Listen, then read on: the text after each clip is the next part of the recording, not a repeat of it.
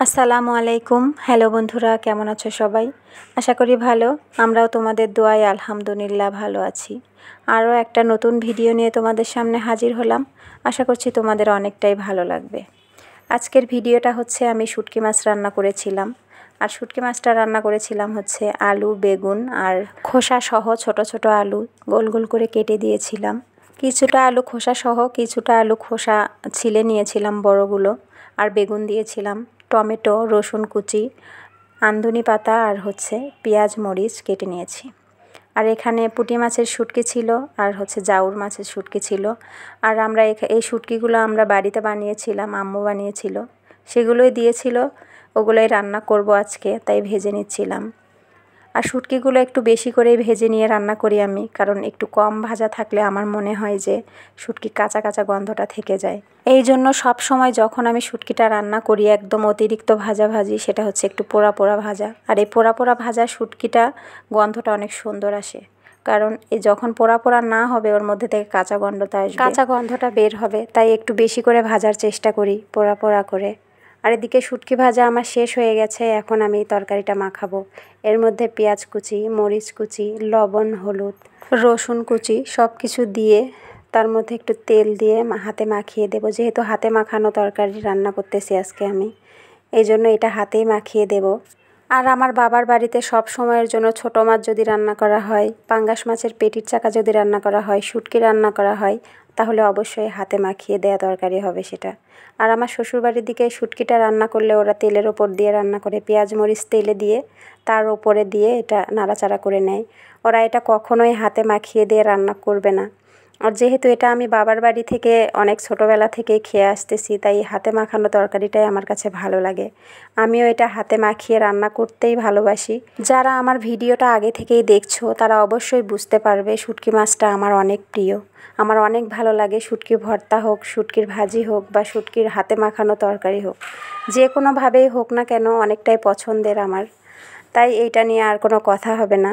যে কোনোভাবে রান্না করলেই আমি সুন্দরভাবে খেতে পারি, এটাতে কোনো প্রবলেম হয় না। তো এইভাবে আমার মাখানো প্রায় শেষ। এর ওপরে আমি শুটকি দিয়ে দিয়েছি।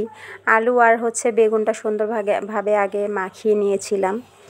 আর এর ওপরে এখন আমি শুটকিটা আর হচ্ছে টমেটো দিয়ে দিয়েছি। শুটকিটা আর টমেটোটাকে আমি হচ্ছে তরকারির মধ্যে ভালোভাবে মিশিয়ে নেব, আলু আর হচ্ছে বেগুনের সাথে মিশিয়ে নিয়ে সামান্য পরিমাণ একটু ঝোল দিয়ে এটা এখন চুলার ওপর বসিয়ে দেব। এটা মাখামাখি শেষ, এটার আর কোনো কাজ নেই। এটাকে এখন আমি একটু ঝোল দিয়ে দিলাম সামান্য পরিমাণ। আর এইটা এখন চুলার ওপরে বসিয়ে দেব একদম হাই ফ্লেমে। অনেকেই হাতে হয়তো মাখাতে পারে না, কারণ হাত জ্বালা পোড়া হয়, এই জন্য তারা চামিচ দিয়ে বা অন্য কিছু দিয়ে নাড়াচাড়া করে তুলে দিলেও হবে। তারপরে একটা কাজ করতে হবে তাদের ক্ষেত্রে, সেটা হচ্ছে চুলার ওপর দেওয়ার পরে কয়েকবার করে নাড়তে হবে।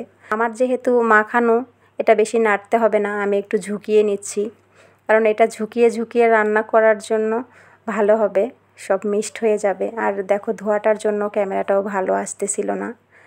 আমি এটা 2 থেকে 3 বার সুন্দর করে করে একটু পর পর ঝাঁকি দিয়ে দিয়ে নাড়াচাড়া করেছি।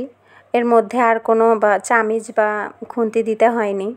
যেহেতু এটা ঝাঁকিয়ে নিয়েছি, এটা সব মিক্সড হয়ে গেছে। এর কারণে ওপরেরটা নিচে এবং নিচেরটা ওপরে গেলে ভালো হয়।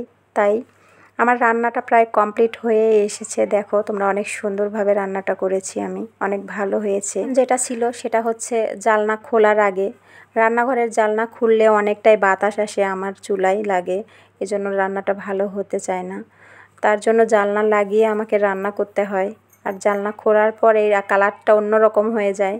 আগের কালারটা আলাদা থাকে, আবার জানলা লাগানোর পরের কালারটা আলাদা থাকে। যাই হোক, আমি খুলে দিয়েছিলাম একবার, সেটাই তোমাদের সাথে শেয়ার করলাম। এই যে দেখো, একটু খুলে দিয়েছি, তাতে অনেকটা বাতাস চলে আসছিল, চুলা জ্বলতে চায় না। তো কী আর করার, তাই জানলা বন্ধ করে রান্নাটা করতে হয়, অন্য পাশেরটা খুলে দেওয়া হয়। তোমাদেরকে এইটাই দেখাচ্ছে। ওই যে দেখো কীরকম হাওয়া দিচ্ছে, লাফালাফি শুরু করেছে চুলাটা।